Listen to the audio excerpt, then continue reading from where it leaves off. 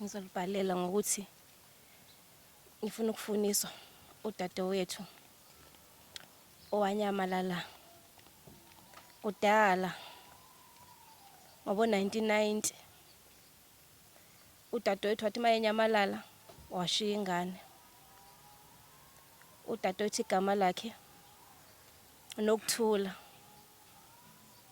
Nokuthula wahambe ngumuntu engathi uyemashop. Since lapha akaphindanga wabuya. Wangishiya nengane. Manje ingane yakhe sikhulile, ngikhuluma nje. Ayimazi unina. Ikwazi kungimina unina wayo.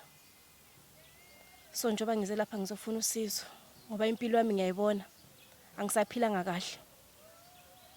So bengafisa ukuthi ngize ngife ingane ingakwazi ukuthi uma wayo ngibani.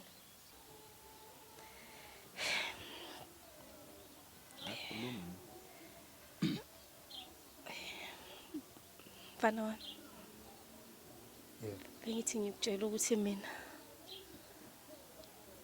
ngiyazi ngikukhulisile ngikwenzele yonke into.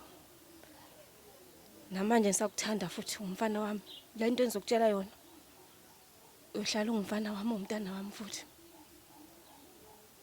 Wangani angiyena uma wakho mina. Okusalayo. Hayi, lisebenza lo daba. Le video le ngifakile ku TikTok isiqephana esincane ngafaka nesithombe njengoba kufakiwe nje isithombe salosisi odingakalayo ofuniswayo ukuthi ke sifuna yena. So sikwazile kusamthola ke bafethu esithola omunye usisi ngikade ngishayela omunye usisi nje manje bafethu wangitshela ukuthi ke ucela ukuthi ngingamvezi ngamenzi lutho ufuna ukuba anonymous uyamazi lo sisi ukuthi uhlalaphi. Lo mama ke lo washiya ingane isencane yakhuliswa usisi wakhe njengamanje ingane yazi ukuthi ke uma wayo usisi kwalowo sisi lo.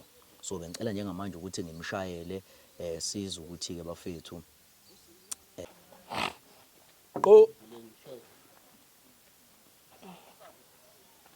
Konko sawona sisi ninjani no siyaphila igama lami ngumeli Sizwe ngwami noma ngiphuma phansi kweKings Oso TV sihamba nje mama sije sicela usilalele phela kancane sicela ngizongithatha ngempopho kwenze njani aningixolela sicela usizwe phela kancane yima phela mama kancane ngishaba isikhathi siyakuzwa kulokho mhlawumbe ungaba nesikhathi sicela usizwe sithethini.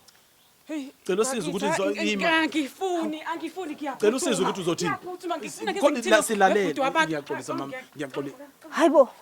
Nokuthula.